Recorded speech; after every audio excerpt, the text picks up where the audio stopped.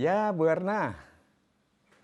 Oh ya, tentu ingat kok. Iya, waktunya sebentar lagi. Oke, pasti siap. Siap. Terima kasih Ibu Erna. See you online.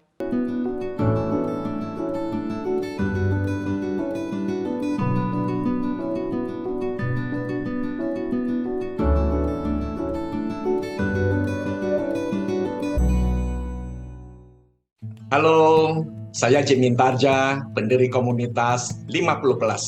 Komunitas kami justru semakin aktif dan produktif di masa pandemi. Pada kesempatan ini saya ditemani oleh dua sahabat baik saya, yaitu Ibu Erna dan Ibu Winani. Silakan Ibu Erna dan Ibu Winani memperkenalkan diri. Halo Pak Jim, Bu Winani apa kabar? Halo semuanya, salam kenal. Saya Erna Palal, saya seorang media sosial antusiasme.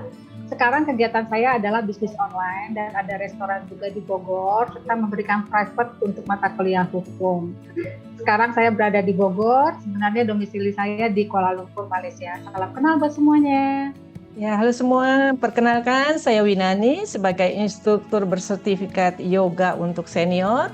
Selain sebagai instruktur yoga, saya juga sebagai konsultan manajemen sumber daya manusia dan juga sebagai pemerhati lansia.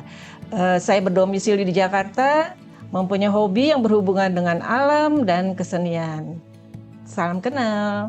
Terima kasih Ibu Erna dan Ibu Winani. Nah, pada kesempatan ini kami bersama-sama akan sharingkan kegiatan yang kami lakukan di masa pandemi.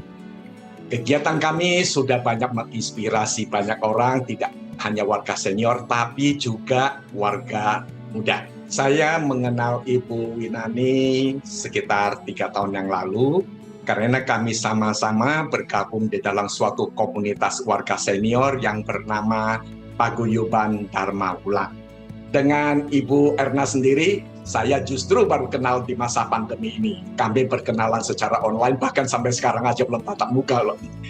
Nah, melalui pertemuan kami secara online untuk membahas rencana kerja dan juga kegiatan-kegiatan untuk pengembangan komunitas kami merasakan semakin lama semakin akrab. Iya benar, saya bertemu dengan Pak Jim itu diajak teman untuk ikut Zoom komunitas 50 Plus gitu. Kebetulan memang teman saya ini tahu kalau saya itu senang sekali membuat grup di Facebook atau di Instagram itu mengumpulkan teman-teman sebagai komunitas, misalnya komunitas menyenangi warna orange dan macam-macam lah gitu.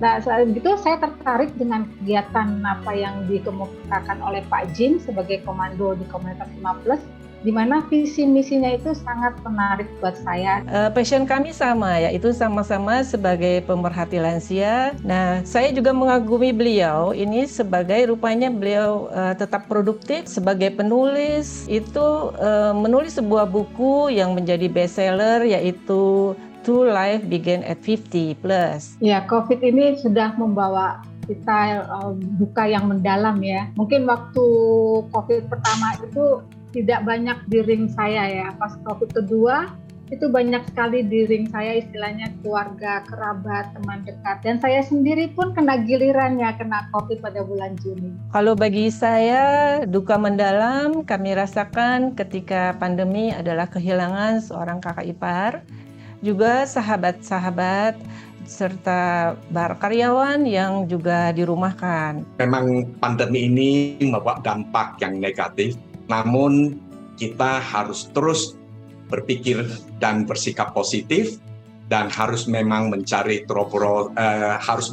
terobosan dan peluang agar kita bisa terus menjalani kehidupan sehari-hari kita dalam keadaan yang baik. Ya, selama pandemi ini yang memang kita kan harus benar-benar hanya di rumah saja, ada pembatasan sosial, sehingga semua kegiatan saya itu benar-benar dari rumah.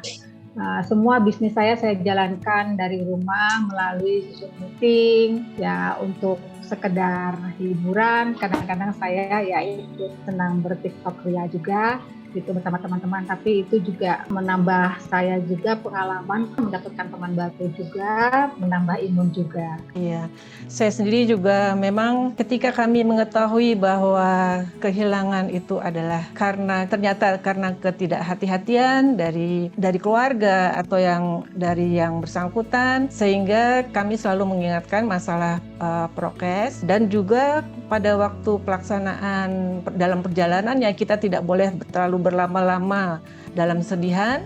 Saya sendiri juga akhirnya aktif mengikuti webinar-webinar dan belajar ilmu-ilmu kesehatan dan juga lebih memperdalam ilmu teknologi informasi.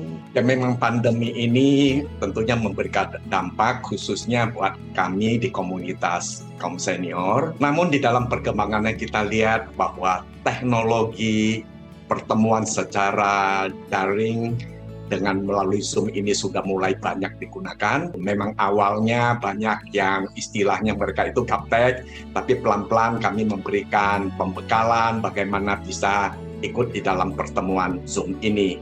Penggunaan Zoom ini juga menginspirasi saya untuk juga mulai memberikan seminar pelatihan yang dulu saya lakukan secara tatap muka yang sempat terhenti ketika masa pandemi. Saya juga gunakan teknologi secara online di mana pelatihan-pelatihan saya buat dalam bentuk rekaman. Sehingga para peserta pelatihan saya, mereka tetap bisa mengikuti pelatihan di rumah. Bahkan kapan saja dan di mana saja, mereka tinggal klik, mereka bisa lihat video pelatihan yang sudah saya rekam sebelumnya.